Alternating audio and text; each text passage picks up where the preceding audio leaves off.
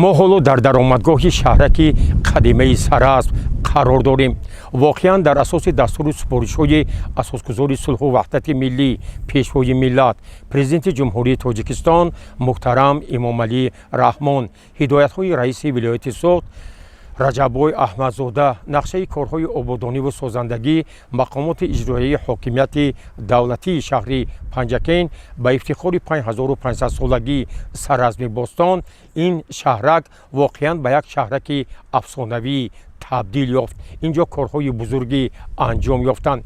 даромадгоҳи шаҳрак дохили он бо даҳҳо иншоот воқеан зебо ва тарҳи хушнамоиро ба худ гирифтанд. мо умед мекунем ки шаҳраки қадимаи Саразм дар оянда барои муаррифии тоҷикистони азиз барои ҷаҳониён як макони муқаддасе хоҳад шуд.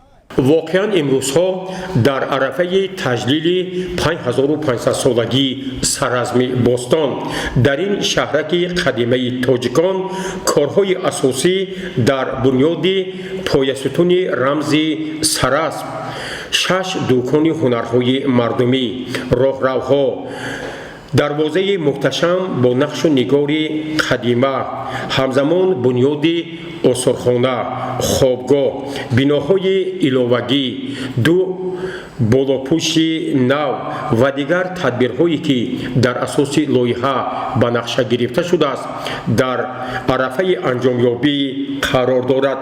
мавриди зикр аст ки дар баробари бинокорон, меъморон, мутахассисон аз шаҳри бостонии Панҷакен, вилояти Соғд, шаҳри бостонии Хуҷанд ва дигар минтақаҳои Тоҷикистон дар ободу зебо сохтани шаҳраки қадимаи Саразм намояндагони соҳаҳои гуногуни хоҷагии халқи шаҳри Панҷакен ҳиссаи калон гузоштанд. аз ҷумла намояндагони шӯъбаи маориф, омӯзгорон ва кормандони муассисаҳои томактабӣ давоми чанд рӯз ҷиҳати ободу зебо ва ба тартиб даровардани ин шаҳраки қадимаи тоҷикон корҳои зиёдеро анҷом доданд. зимни суҳбат кормандони соҳаи маориф андешаҳои худро бо як ифтихор дар бораи 5500-солагии Саразми Бостон арзёбӣ карданд. ман нодири шӯъбаи маориф шаҳри Панҷакент Муҳаммадиев Абдувакил. мо имрӯз тамоми коркунони маорифи шаҳри Панҷакен баҳри обод намудани Саразми Бостон омадем, чунки ин иқдоми некро пешвои муаззими миллат, асосгори сулҳу ваҳдат муҳтарам президенти ҷумҳурии Тоҷикистон Эмомалӣ Шарипови Раҳмон ба инобат гирифтанд ва мо кӯшиш ба харҷ медиҳем ки Саразми Бостони мо ободу зебо гардад ва дар ҷаҳон машҳур гардад. ва мо тоҷикон аз ин ифтихор мекунем, чунки ин гузаштагони аҷдоди мо аст ки дар ин шаҳри қадимии тоҷикон ки имрӯз бунёд шудааст, гузаштагони мо дар инҷо зиндагонӣ карданд ва моро то ба имрӯз муаррифӣ карданд. ва мо аз ин ифтихор мекунем ва ба пешвои муаззими миллат садҳо ташаккур мегӯем ки бо қарори ЮНЕСКО ин шаҳри бостони Саразм ва аз нав эҳё гардид.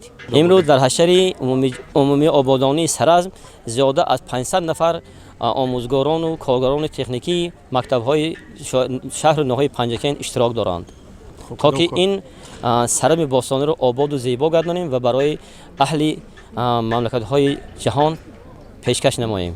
ман бори аввал шаҳраки Саразм омадам, дида истодам ки хеле навигариҳо шуда будааст. خود چیه شما برای خود نویگرایی دیدید؟ من نویگرایی دیدم میگه من آدم‌ها کار کرده ایستادین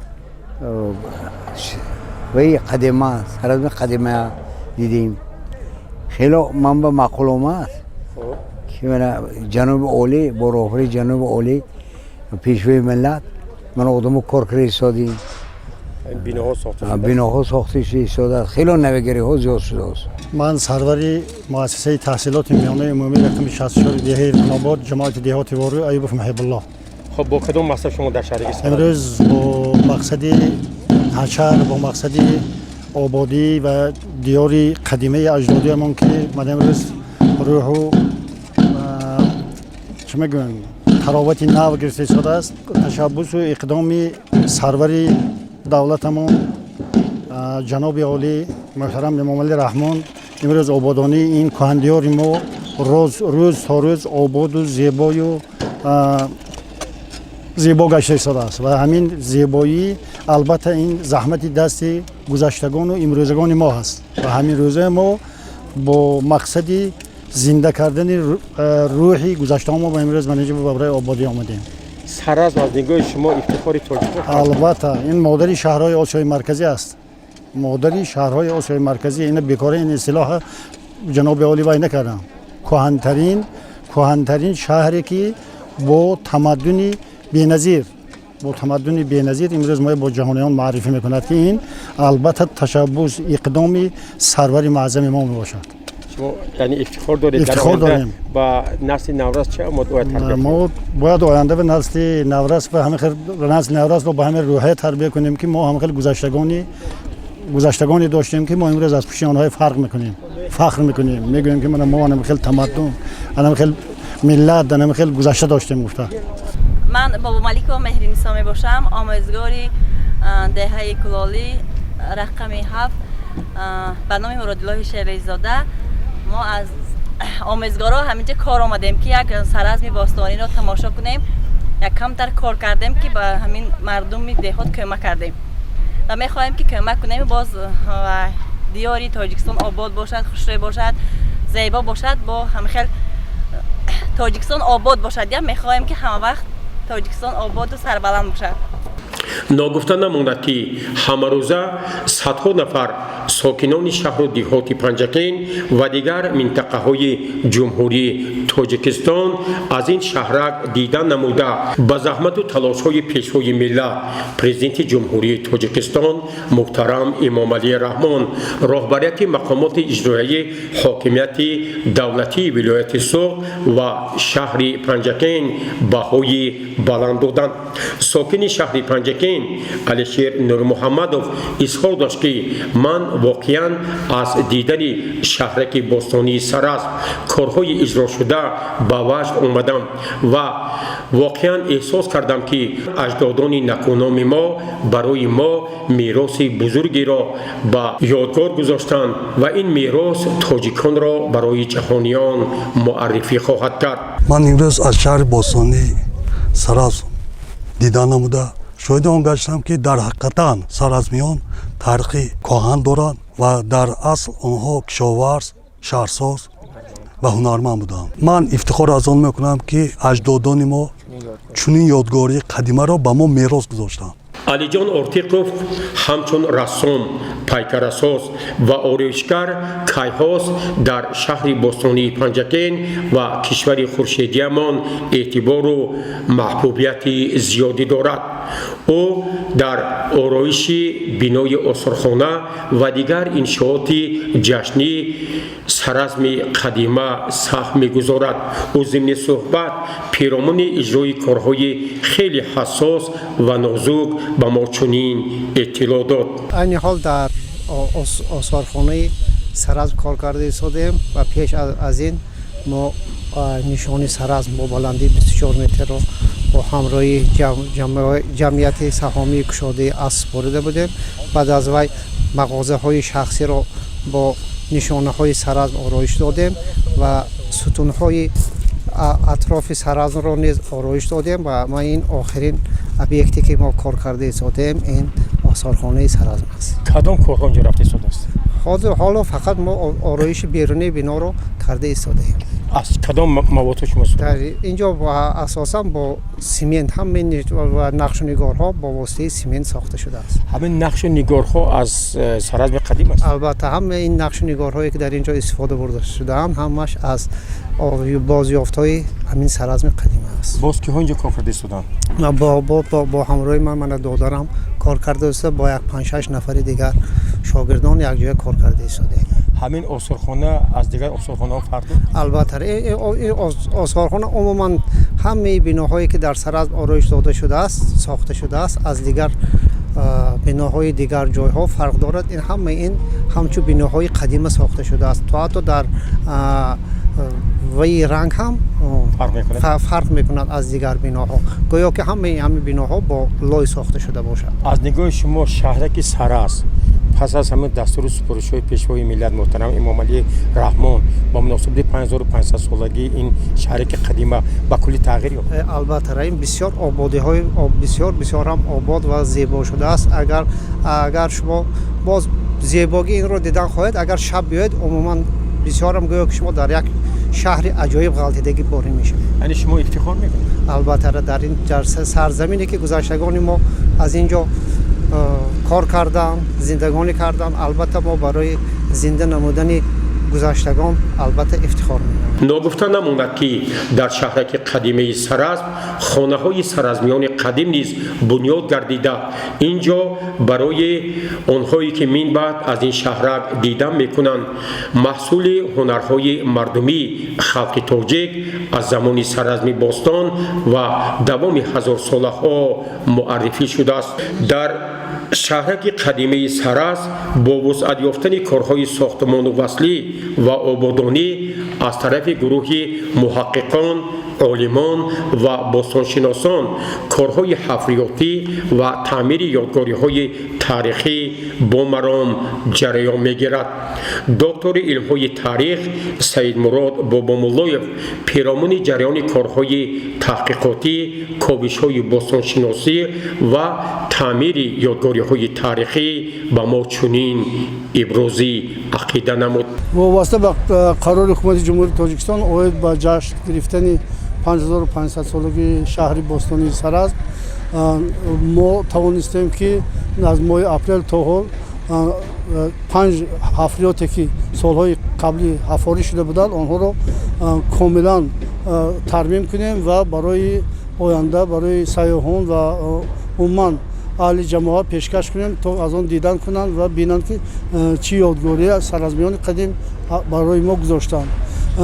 این چنین من حالا دیده ایستاده که 2 حفریات با بالاپوش‌های نو تامین شدند و کارهای مثلا وصل‌کنی دوام داده شده ایستاده است. در برابر این در شهرک سراسب خیلی که دیدید یک دروازه خیلی بزرگ ساخته شد که در این دروازه تمامی صحنه‌ها از تاریخ خلق تاجیک گرفته شده است. در برابر این تمامی نشان‌ها و رمزهایی که در آنجا حکاکی شدند از بازیافت‌هایی که در خودی سراسب پیدا شدند گرفته شده است. دیگر چیزی که برای قابل توجه است آثارخانه سراسب دوآشانه ساخته شد و تمامی آثاری که در فوندهای اینستیتوت تاریخ در آثارخانه ملی باستانی تاجیکستان محفوظ بودند برگردانده شدند به سراسب و ما کارهای برقرارسازی را در اینجا هم دوام داده ایستادیم و باوری دارم که در روزهای جشن این آثارخانه برای مردم تاجیکستان در خود را باز می‌کند. شما همچون محقق شاد هستید که همین سراسب و طرح نوی زمان بگیرید؟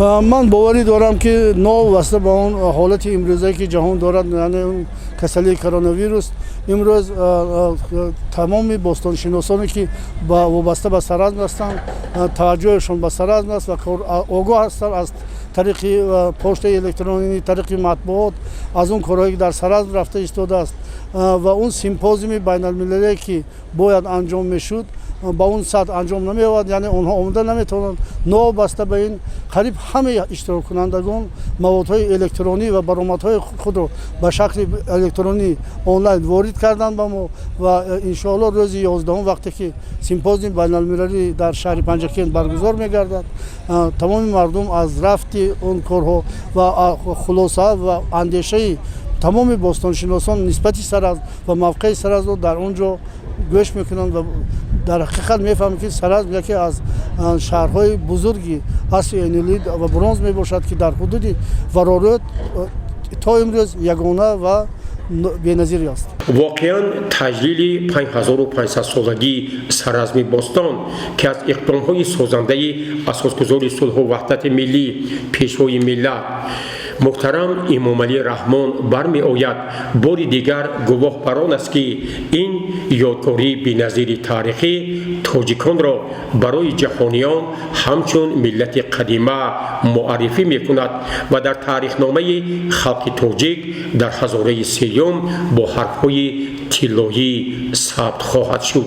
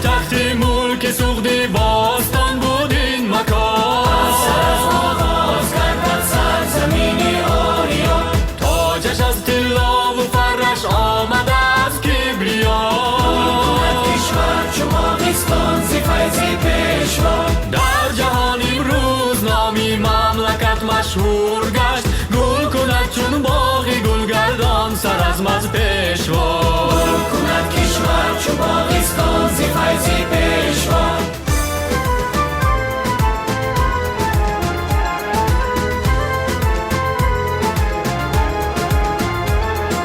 در هنرمندی بود آهنگری آغاز کار سر از آغاز کردن سرزمینی آریا بس که آلات هنر آید به دست آشنا کند کشور چو باغستان ز فیض پیشوا تا بچین این سرزمین دامان خود گسترده سر از آغاز کردن سرزمینی آریا از همینجا کشوری نوروز یابد ابتدا از همینجا کشوری نوروز یابد ابتدا